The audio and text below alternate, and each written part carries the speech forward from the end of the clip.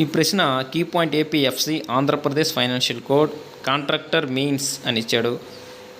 ఎలా ఈ క్వశ్చన్కి ఆన్సర్ వెతకాలో చూద్దాం. ఇందుకోసం financial code volume 1 book open చేసి కంటెంట్లో వెళ్ళాలి. ఓపెన్ చేసి కంటెంట్లోకి వెళ్ళాక ఇచ్చిన ఆప్షన్ల ప్రకారంగా చూస్తే ఆర్టికల్ 7654 ఇచ్చారు. ఒకసారి 6 చూద్దాం. డెఫినిషన్స్ అందులో ఇవ్వడం జరిగింది.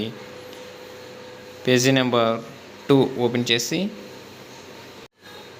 ఆర్టికల్ 6 డెఫినిషన్స్ ఒకసారి చూద్దాం.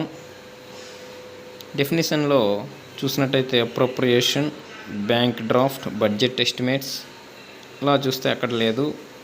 ఆ తర్వాత పేపర్ తిప్పి చూస్తే ఇక్కడ చూడండి, contractor means a person, syndicate or firm that has entered into a contract government అని ఇచ్చాడు. So the answer is article 6.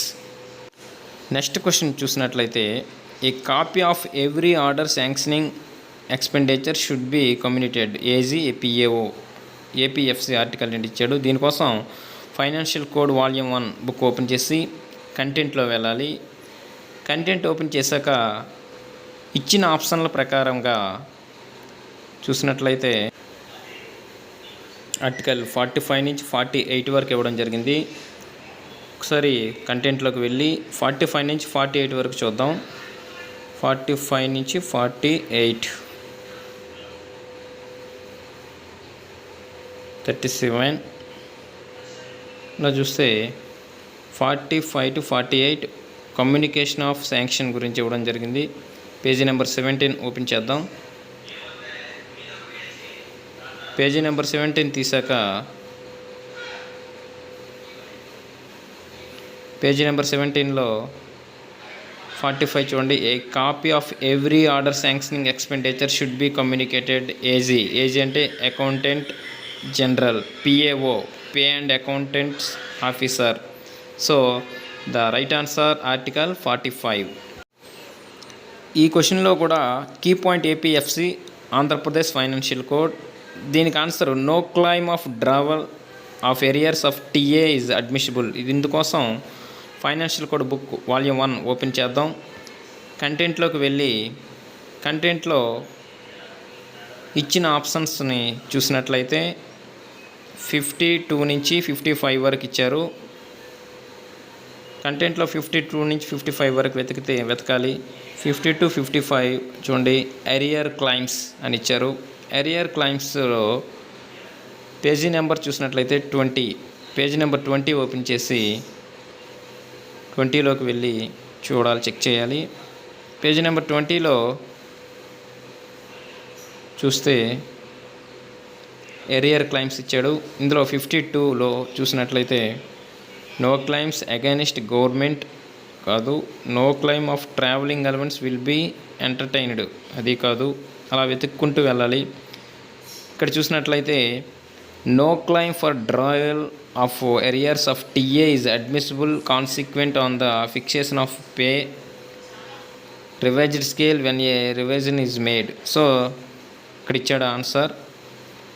So article 52 is right answer.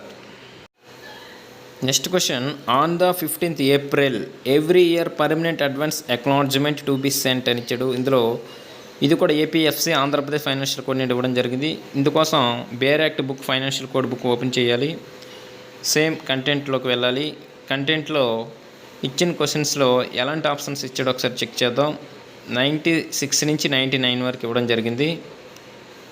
కంటెంట్లోకి వెళ్ళి 96 నుంచి 97 వరకు వెతికినట్లయితే 96, 84, 96, 94 నుంచి 98 పర్మనెంట్ అడ్వాన్సెస్ గురించి ఇవ్వడం జరిగింది. అందులో 44 పేజీ నెంబర్ ఓపెన్ చేద్దాం. 44లోకి వెళ్ళిన తర్వాత వెతకాలి. 94 పర్మనెంట్ అడ్వాన్సెస్ కాదు, అది కాదు. మనకి ఇచ్చింది on 15th April every year అని ఇచ్చిండు. ఎక్కడున్నా అనేది వెతకాలి. చూడండి 98, ఆర్టికల్ 98లో on the 15th April every year and whenever there is a change అని ఇచ్చాడు. So article 98 is right answer. On 15th April అనేది కీ పాయింట్. ఇందులో చూసినట్టయితే article 98 right answer. Next question చూసినట్లయితే cooperative societies dues to be recovered from salaries of employees.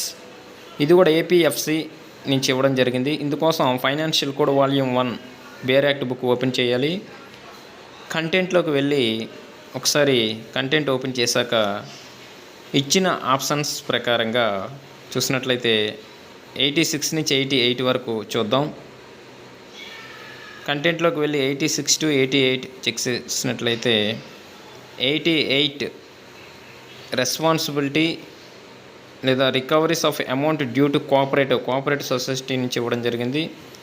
So 88 ఆర్టికల్లో 88Aలో ఇవ్వడం జరిగింది cooperative society గురించి. ఇందులో పేజ్ నెంబర్ 42 ఓపెన్ చేసి చూసినట్లయితే recoveries from the salaries of government servants on account of dues of cooperative society అక్కడ ఇవ్వడం జరిగింది. So answer article 88 is A